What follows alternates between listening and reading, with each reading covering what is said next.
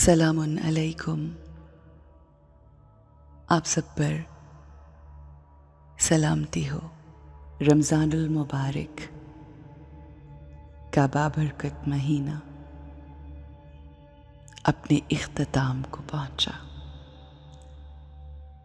اس کا آغاز اپنے ساتھ بے انتہا خوشیاں، رحمت، برکتوں کی بہار اور آسانیاں لے کر آتا ہے. ہمارے گھروں میں یہ مہینہ مہمان بن کے آیا. ہم نے اس کے فیوزات، برکات کو محسوس کیا. رمضان کا مہینہ ہماری زندگی میں، ہماری شخصیت میں بے انتہا تبدیلیاں لے کر آتا ہے. ہماری سوچ، ہمارا عمل، ہماری منزل اور مقصد تبدیل ہو جاتا ہے. ہم اپنے سے زیادہ دوسروں کا خیال، دوسروں کا احساس، دوسروں کی فکر کرتے ہیں، اور یہی مقصد ہماری زندگی کا ہے. اپنے لیے تو سب جیتے ہیں،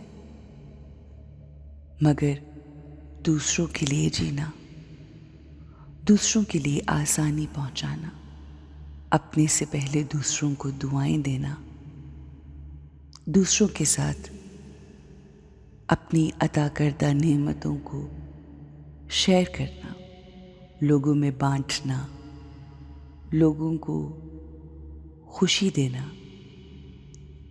یہ اصل مقصد حیات ہے. ہر وہ شے جو اللہ نے بنائی ہے، ہر شے کا مقصد بانٹنا ہے.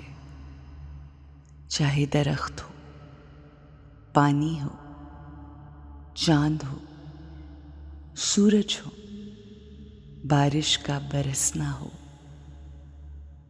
فصلوں کا اگنا ہو، پرندوں کا چہچہانا ہو، روشنی ہو، ہوا ہو، خوشبو ہو، چرند پرند ہوں، نباتات ہوں، جمادات ہوں، اللہ کی ہر پیدا کردہ شے کا مقصد دینا ہے، شیئر کرنا ہے، دوسروں میں بانٹنا ہے، اور بانٹنے کے بعد یہ ایکسپیکٹ نہیں کرنا کہ ہمیں بدلے میں کیا ملے گا. یہ سب کچھ انکنڈیشنل ہے. ہمارے رب کا پیار بے لوث، انکنڈیشنل ہے. اسی طرح یہ رمضان المبارک بھی یہی سکھاتا ہے کہ ہمیں اپنے ارد گرد لوگوں کا خیال رکھنا ہے.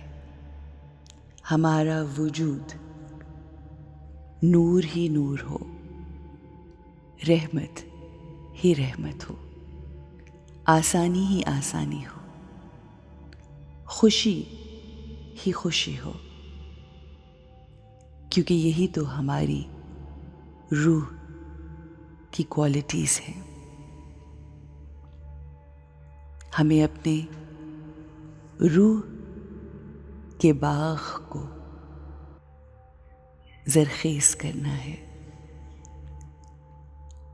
ہماری روح اور ہمارا جسم مل کر ہم بنتے ہیں. ہم اپنے نارمل دنوں میں فوکس اپنے جسم پہ رکھتے ہیں، لیکن یہ مہینہ ہمیں یہ سکھاتا ہے کہ ہمیں اپنی روح کو کیسے پروان چڑھانا ہے،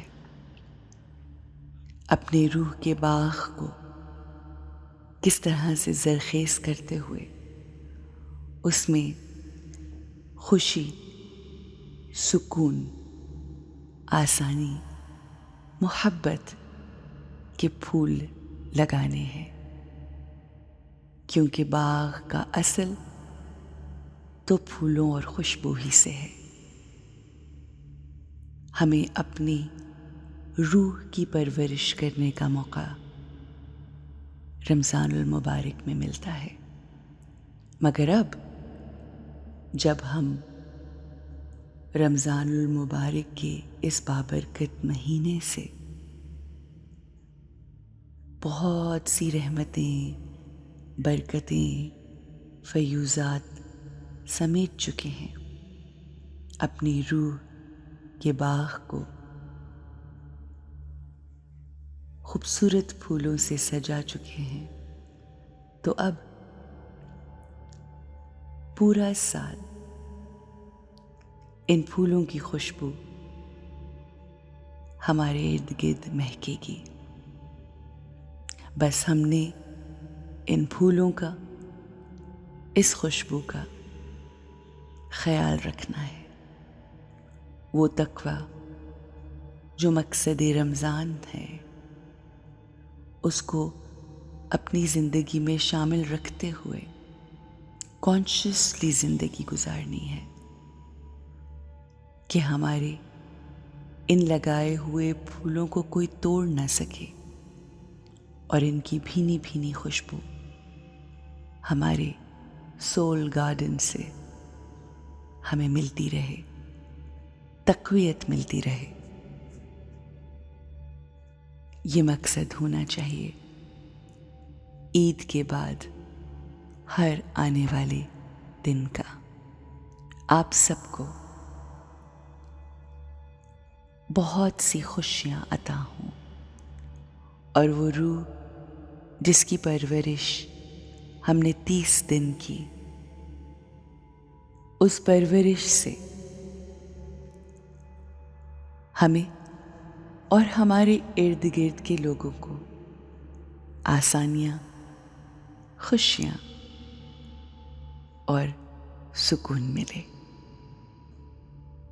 بہترین زندگی آپ کی منتظر ہے۔